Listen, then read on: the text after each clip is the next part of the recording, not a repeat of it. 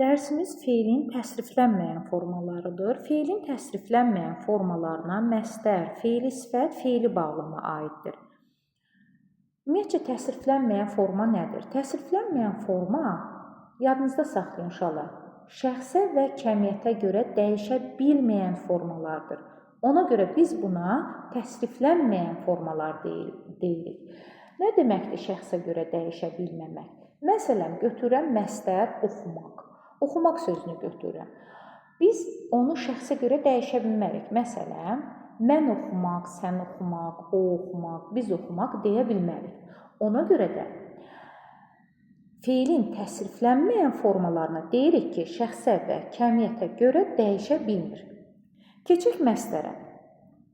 Məsdər şəkilçisi maqmək. Bunu yadımızda saxlayırıq. Məsələn, oxumaq, oxu sözün kökü maq məsdərin şəkilçisi, yazmaq, yaz sözün kökü maq məsdərin şəkilçisi və bu məqamda qeyd edeyim ki, feilin təsriflənməyən formaların şəkilçilərinin hamısı qrammatik şəkilçilərdir. Keçək, məsdər maqmə şəkilçisinin köməyi ilə düzəlir. İkinci, həm feilin, həm də ismin suallarına cavab verir. Məsələn, götürürəm oxumaq. Oxumaq nə etmək? Feilin sualı, feilin. Biri də var, deyirəm ki, oxumaq nə? Bu zaman olacaq ismin sualı. Fikir verdiniz? Oxumağa həm feilin, həm ismin suallarını verə bilirik və orada maqmək şəkilçisi var. Biz bunu məsdər götürürük. Belə bir qeydi yadımıza saxlayaq. Bəzi sözlər məsdər deyil. Məsələn, anam yemək bişirdi. Bu zaman yemək sözü məsdər deyil. Çünki nə bişirdi? Yalnız ismin sualına cavab verir. Ancaq biz ona nə etmək sualını verə bilmərik. Axı biz yuxarıda dedik, məsdərdirsə əgər, orada birinci maqmək şəkilçisi olmalıdır. İkinci, həm feilin, həm də ki, ismin suallarına cavab verməlidir. Burada anam yemək bişirdi nümunəsində yemək sözü yalnız ismin sualına cavab verir. Yemək bişirdi, nə bişirdi? Biz deyə bilmərik, nə etmək bişirdi. Ona görə də buradakı yemək sözü isimdir.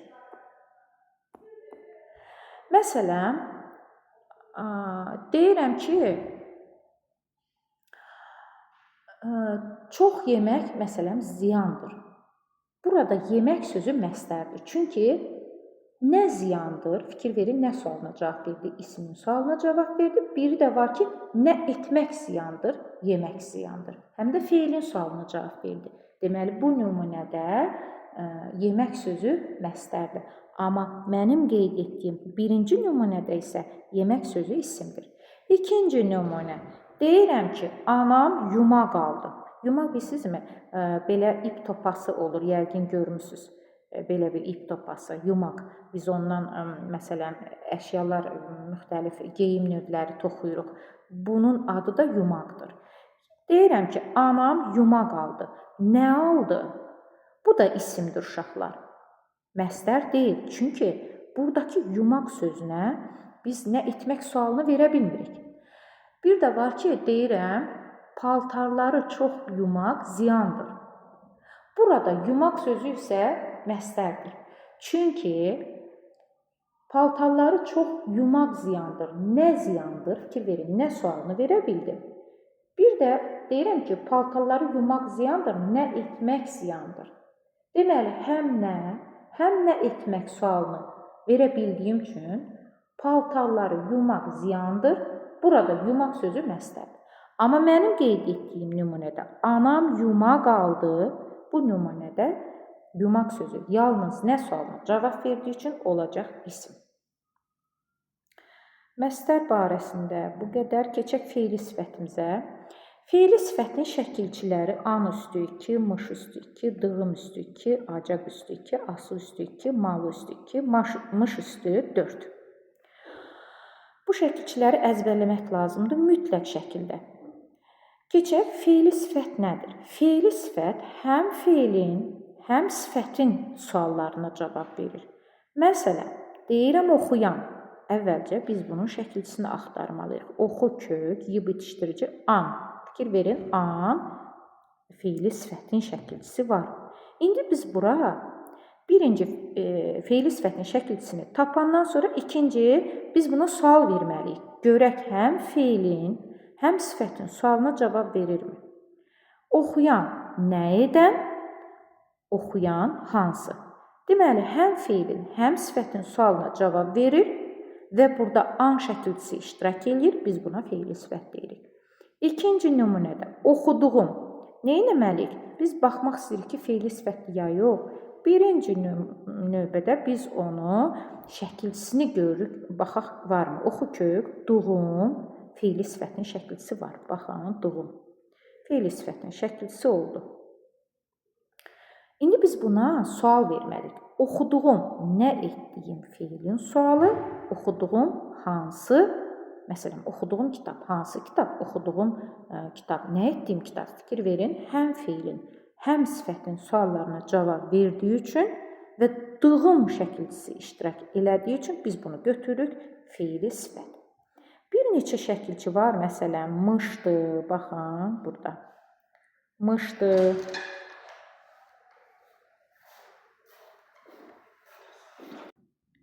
Mışdı, sonra acaq, ası, malı. Bu şəkilçilər haqqında biraz danışmaq istəyirəm. Birinci keçək elə mış şəkilçisinə.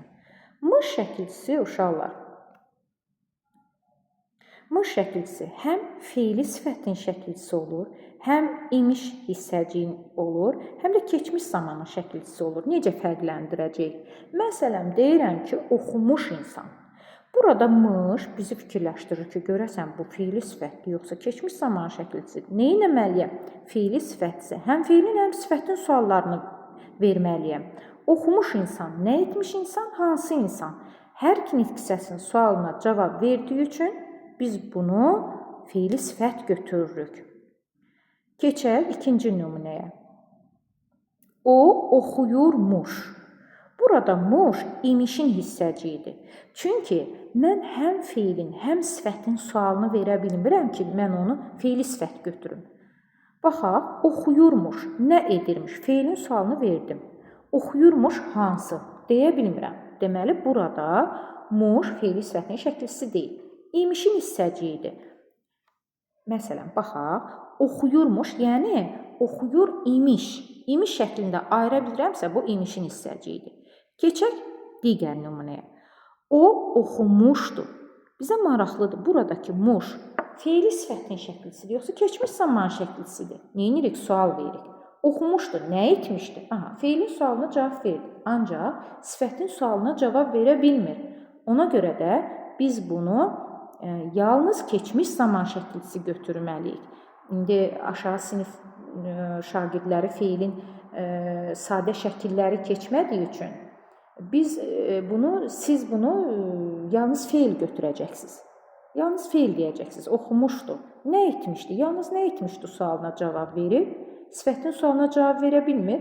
Ona görə siz bunu keçmiş zaman, daha doğrusu qısaca feil götürəcəksiniz. Amma feilin sadə şəkillərini keçən şagirdlər, məsələn, arzu şəkli lazım, vacib, şərt şəkillərini keçən şagirdlər buna qısaca fiilin xəbər şəkli deyəcəklər. Muş şəkilçisi haqqında bu qədər. Keçək malı şəkilçisinə. Malı. Malı həm fiili sifətin şəkilçisidir, həm də fiilin vacib şəklinin şəkilçisidir. Hardan seçəcəm? Sual verərək seçəcəm. Məsələn, oxunmalı kitab. Burada malı görürəm. Sual vermək lazımdır. Oxunmalı kitab. Nə etməli kitab? Fiilin sualı. Oxunmalı kitab. Necə kitab? Hansı kitab? Oldu sifətin sualı. Deməli, burada oxunmalı sözündəki malı şəkilçisi fiili sifət şəkilçisidir. Digər nümunəyə keçək. O dərsini oxumalıdır. Buradakı malı şəkilçisi isə fiilin vacib şəklinin şəkilçisidir. Çünki yalnız nə etməlidir sualına cavab verir. Sifətin sualını biz bura verə bilmərik. O dərsini oxumalıdır. Nə etməlidir? Deyə bilmərik ki, hansı? Bu zaman biz buna vacib şəkil deyəcəyik. Yenə də deyirəm, vacib şəklini, feilin sadə şəkillərini keçməyən şagirdlər qısaca buna feil deyəcəklər. Keçək acaq şəkilçisinə. Oxunulacaq kitab. Bizə maraqlıdır burada acaq nə şəkilsidir? Sual verək. Oxunulacaq kitab nə ediləcək kitab və hansı kitab? Həm feilin, həm sifətin sualını verə bildiyim üçün oxunulacaq sözü oldu feili sifət. Digər nümunəyə keçək. O dərsini oxuyacaq. Burada acaq feilin xəbər şəkilsidir. Sual verək. O dərsini oxuyacaq. Nə edəcək? Biz buna yalnız feilin sualını verə bilirik. Hansı sualını, yəni sifətin sualını verə bilmədiyimiz üçün biz bunu xəbər şəkli götürəcəyik. Şəkilləri də keçməyən şagirdlər sadəcə feil deyəcək. Feili sifət yox, feil deyəcək. Keçək ası şəkilsinə. Ası həm feili sifətin şəkilsidir, həm feilin lazım şəklinin şəkilsidir. Yenə də necə fərqləndirəcəyik? Sual verərək fərqləndirəcəyik. Məsələn, oxunulası kitab, nə ediləsi kitab, feilin sualı, hansı kitab, sifətin sualı. Həm feilin, həm sifətin suallarını verə bildiyim üçün mən oxunulası sözündəki ası şəkilsini feili sifət şəklisi götürürəm. Keçək digər nümunəyə. O dərsini oxuyasıdır. Burada oxuyasıdır sözünə yalnız nə edəsidir sualını verə bilirəm. Yəni feilin sualını verə bilirəm. Sifətin sualını, yəni hansı, məsələn, o dərsini hansı deyə bilmərik ki, biz deyərik ki, o dərsini oxuyasıdır. Nə edəsidir? Yalnız feilin sualını verdiyimiz üçün biz bunu götürürük. Feilin lazım şəklinin şəkilsi götürürük. Şəkilləri keçməyən şagirdlər sadəcə feil deyəcəklər buna. Belə bir qeydi yadda saxlayaq uşaqlar. Dondurmalı, qovurmalı kimi sözlər feili sifət deyil. Nə olsun burada malı var? Nə olsun digərində də malı var? Biz buna feili sifət deyə bilmərik. Diqqətli olun. Feili sifət olub-olmadığını hardan bilirik? Birincisi şəkilçisinə görə, ikincisi suallarına görə. Mütləq bu iki qaydaya əməl eləsəz, feili sifətdir, yoxsa feilin sadə şəklidir seçə biləcəksiniz. İndi sual verək. Dondurmalı, yalnız nə etməli? Daha doğrusu, dondurmalı hansı? Dondurmalı nə deyək? Məsələn, hava. Dondurmalı hava. Biz deyə bilmərik nə etməli hava. Biz deyəcəyik necə hava. Və yaxud da ki, qovurmalı aş. Necə aş? Biz bura nə etməli aş deyə bilmərik. Qovurmalı aş, yəni üstündə qovurma olan aş. Yəni qovurmalı aş, necə aş? Hər ikisi sifətdir. Feili sifət deyil. Çünki yalnız sifətin sualına cavab verdi. Feili sifət haqqında bu qədər. Keçək feili bağlamaya. Feili bağlamanın şəkilsi ıb üstü 4, araq üstü 2, yəni ıbı araqla əvəz etmək olar. Sonra deyəcəm.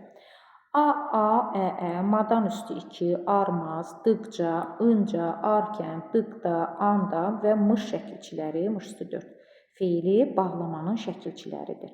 Məsələn, oxumadan, fikir verin, madan şəkilsi iştirak edir. Oxuyanda, oxuyarkən, fikir verin, madan, anda, arkən feili bağlamanın şəkilçiləri iştirak edir. Deməli, feili bağlamadır. Və ikinci hansı məqama yenə də fikir verirsiniz?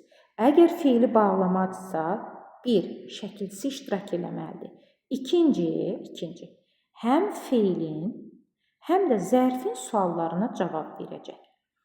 Məsələn, deyirəm ki, oxumadan getmə. Baxın, nə etmədən getmə feilin sualı, oxumadan getmə. Necə getmə zərfin sualı. Deyirəm ki, oxuyanda gəldi. Nə edəndə gəldi feilin sualı, oxuyanda gəldi. Nə zaman gəldi? Zaman zərfinin sualı. Deyirəm ki, oxuyarkən gördüm. Nə edərkən gördüm feilin sualı, oxuyarkən gördüm. Nə zaman gördüm, necə gördüm zərfin sualı.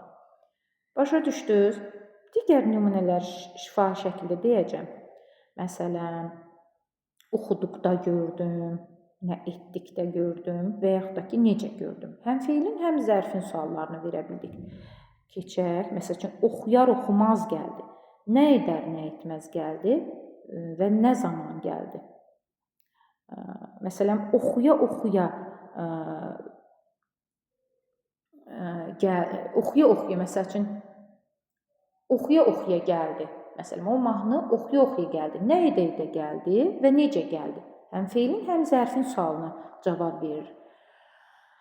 Sonra ıb yerinə araq qoya bilirik dedim bayaq. Məsələn, oxuyub getdi və yaxud da ki, oxuyaraq getdi. Nə edib getdi, necə getdi?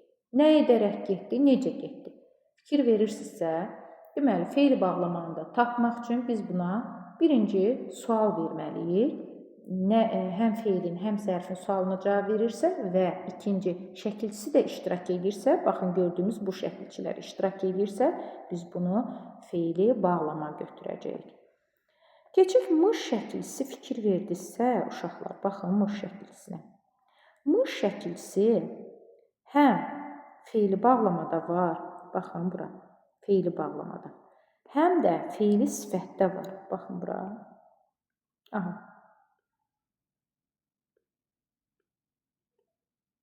Fe'li sifət. Baxın, burada da mış var. Biz bunları necə fərqləndirəcəyik? Fe'li sifətdir bu mış, yoxsa fe'li bağlama şəkilçisidir? Ona görə iki məqama fikir verirsiniz. Mışı birinci işlədək fe'li sifət şəkilçisi kimi. Oxumuş insan. Sual veririk. Nə etmiş insan? Fe'lin sualı. Hansı insan? Sifətin sualı. Həm fe'lin, həm sifətin sualına cavab verdi, götürük fe'li sifət. Yazılmış əsər. Nə etmiş əsər? Fe'lin sualı. Hansı əsər? Sifətin sualı. Deməli, buradakı mış da fe'li sifətin şəkilçisidir. Keçək, mışı indi keçmiş, daha doğrusu, fe'li bağlama şəkilçisi kimi işlədək. Məsələn, gecədən keçmiş gəldi. Nə zaman gəldi? Zaman zərfinin sualı. Gecədən keçmiş gəldi. Nə etmiş gəldi? Fe'lin sualı. Deməli, zərfin və fe'lin suallarına cavab verdiyi üçün buradakı keçmiş fe'li bağlamadır. Keçək digər nümunəyə. Gün ortadan keçmiş oxudu. Burada da mış var. Necə seçək fe'li sifət şəkilçisidir, yoxsa fe'li bağlama şəkilçisidir? Sual verməliyik mütləq. Gün ortadan keçmiş oxudu. Nə etmiş oxudu? Fe'lin sualı. Gün ortadan keçmiş oxudu. Nə zaman oxudu? Zərfin sualı. Zaman zərfinin sualı. Bunları da belə qarışdırmışsınız uşaqlar.